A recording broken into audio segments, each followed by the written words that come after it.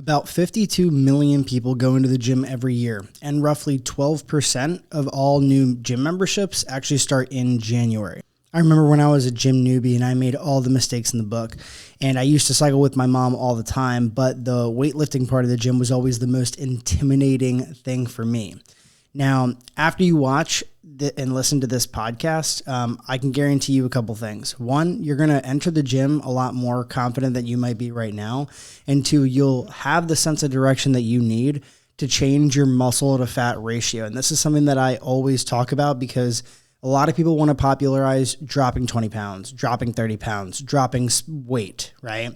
And not many people talk about what the benefits are of building muscle and dropping body fat, because that's ultimately that toned look that many people want to get after. So welcome back to the Built Bodies podcast, and let's dive right into number one, which is cardio to weights ratio. Okay, how should you split this up for yourself? So maybe you're like me and you started off doing a lot of cardio, okay? It got you to lose weight, but maybe you feel soft or you feel like you're kind of losing muscle, which is probably what's happening if you are doing a lot of cardio, okay? Or maybe you just want to gravitate more towards cardio because it's more comfortable for you, okay? There's not much to learn about a treadmill or elliptical or anything like that, but there is a lot to learn about pressing dumbbells, using machines, knowing what machines do what rep ranges to do, all that kind of stuff is definitely important to know, and it can be intimidating for some people. Now, the only way that you're going to increase muscle is by using the weights, okay? So this is how you should kind of look at splitting up your cardio. And I'm using an analogy by Alan Aragon, who is one of the lead researchers to listen to when it comes to building muscle and dropping body fat. He break things down very simply, okay? So let's pretend you have a cake, and the base of the cake is your energy balance. So that means the food that you're consuming and also the calories that you're burning every day. That's known as energy balance, the relationship between the two. Now, the icing on the cake is weight training, all right? The sprinkles are the cardio, okay? So let's say that you have a sound nutrition strategy that doesn't involve like starving yourself, for example. I made the mistake of making cardio more important than weightlifting when I first started. And I would go to the gym at least 3 days of the week to lift, okay? Now, if you want to do cardio outside of that, you're more welcome to, but for the most part, 3 to 4 days of weightlifting a week is plenty to build muscle. Okay. As long as you're going hard enough and actually working towards that failure point. And what I mean by that is that your muscles basically don't allow you to do more reps, okay? If you train within 2 to 3 reps of that when you're a beginner, you're going to be totally fine. Eventually, you will have to up the intensity, but that's a conversation for another time. So I would go to the gym at least 3 days a week to weight lift. And if you want to do cardio outside of that, you're more than welcome to. But for the most part, 3 to 4 days of weightlifting per week is plenty to build muscle, okay? Just make sure that you're prioritizing getting stronger, you're working on form, and you're not taking plates off of the machine if someone's using it, okay? Now this brings me to number 2, right? Which is don't go into the gym without a plan. And I'm going to share some detailed insights on what you should be doing if you don't have a plan right now, okay? So if you were anything like me when I started, I was kind of just like wandering around and I was asking myself like a million questions, like what muscles does this machine work? How many sets should I do? Am I doing this right? And then there's also the whole entire argument of, looking on YouTube and listening to 10 different highly qualified people and not knowing what to do whatsoever because it's just very confusing. Okay. Now, how I got started with proper weight training is understanding the 2 most popular splits. Okay. A workout split is basically how you set up your workouts for the entire week. And the 2 most common ones for a 3 to 4 day routine is either a 3-day full body program or a 4-day upper lower program, which basically just means that you're training upper body, then lower body, taking a rest day on Wednesday, and then doing upper body and lower body for Thursday and Friday. Okay. And then, the converse to that is the 3-day full body program is just 3 separate days of the week, full body training, hitting all muscle groups. Okay. Now, if I were starting with a 3-day routine, I would prioritize all of the basics, okay? And then I would focus on just repeating that 3 times per week. So when you do, you're going to want to prioritize a pressing movement for chest, triceps, and shoulders. That'll work all 3 of those muscle groups. A pulling movement for biceps and back. So both horizontal and vertical pulling movements would be great to have in that full day split. And a quad dominant leg movement, a hamstring dominant leg movement, and one of each tricep and bicep movement. So that's basically how you can create a full body workout routine. And how you can focus on layering this is very simple. You can repeat this 3 times per week and change between low reps being in the 6 to 8 reps range on day 1. On day 2, you're looking at 10 to 12 reps. And then on day 3, you can go a little bit lighter weight and higher reps, so 12 to 15. This way, you're changing the training stimulus throughout the week. For the 4-day routine, we have a little bit more time to focus on upper body and legs. So for the upper body days, choose 1 to 2 exercises for pressing, pulling, triceps, and biceps. For your leg training days, choose 1 quad movement, a hamstring movement, a glute movement, and a calf movement. Day 1 of upper body can be done at 6 to 8 reps, and day 2 can be done at 10 to 12 reps. And the same thing can be done with your leg workouts too. Okay, now that we've gotten more technical with your workouts, let's talk about what we need to know while you focus on your lift. Okay, number 3, focus on form first, weight after. If you're starting off, you can do what's called an execution phase. Now, an execution phase of your workouts basically means that you're not worried about pushing heavy weights yet. You're not worried about chasing PRs, but you're taking about 2 to 3 seconds on the lowering phase of the exercise and pausing during contractions. And this will get you to have better neuromuscular control and, most importantly, get your confidence in the weight room up, which is huge, okay? Once you do this for a couple weeks, you can start to add more weight to your lifts. And you want to start off by adding 2.5 or 5 pounds here and there, and it depends on the body part you're training. It's very normal for weeks to go by and you haven't been able to increase weight. That's totally fine, but what you can do during that time is just focus on controlling that movement even more, okay?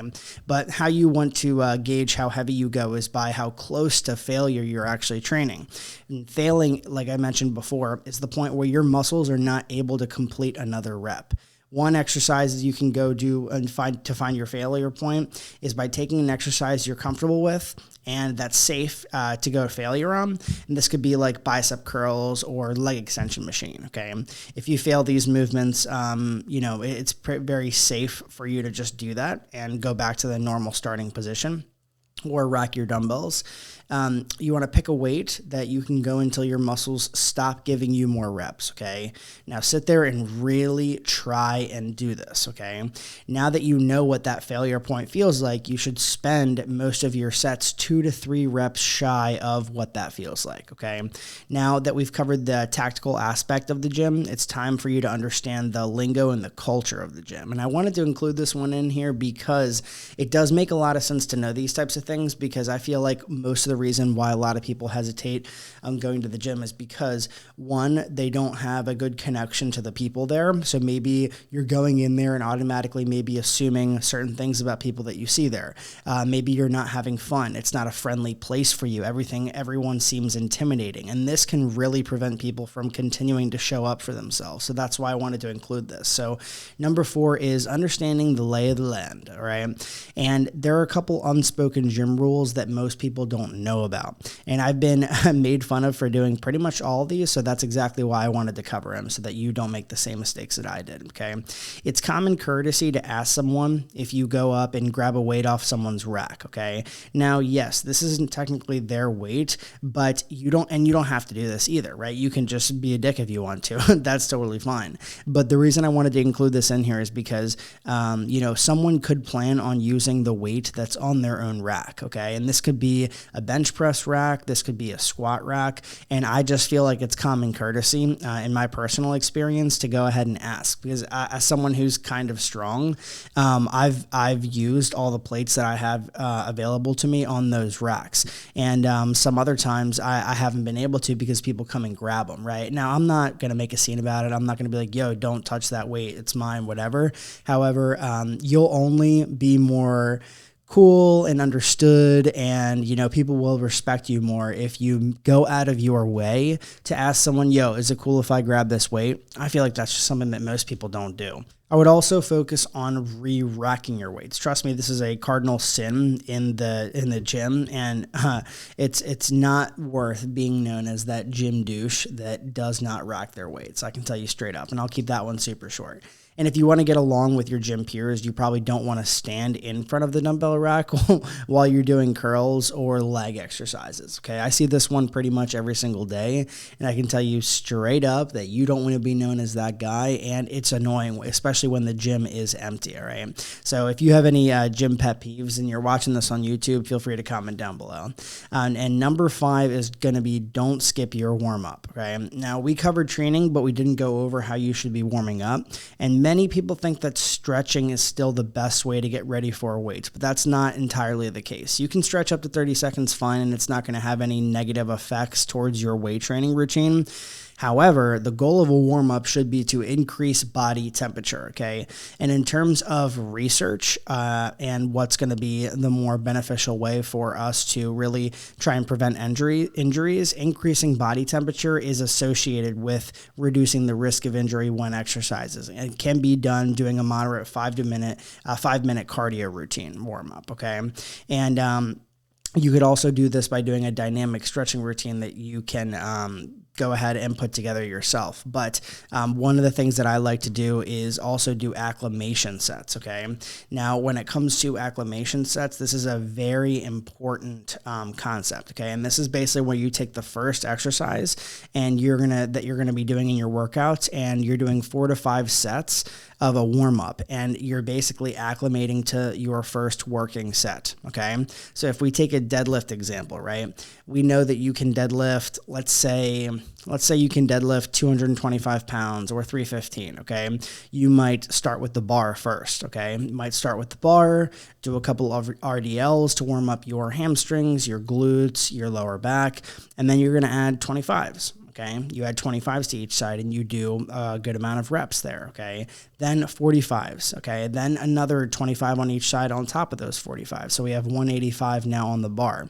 And you're basically going to repeat this process up until you get to your starting weight. And this is going to acclimate your body to be more readily able to lift that weight. If you go to the gym and you just put on what you did last time, and that's going to be your very first thing that you do, 1, it's going to be a lot more likely that you're going to get hurt. And 2, you're not going to have that power that you would have if you took the time to warm up, okay?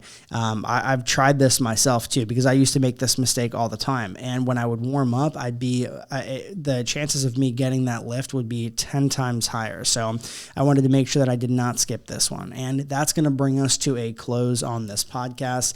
I hope it was informational for you. And if you did enjoy, please leave a review. And whatever streaming platform that you are listening on, a review is one way that this podcast can grow, and it's something that I really appreciate. So any feedback as well on different topics that you would like to see in the future, let me know. But thank you so much for watching the Built Bodies podcast. I'm Alan Jaramillo, and I will see you on the next one.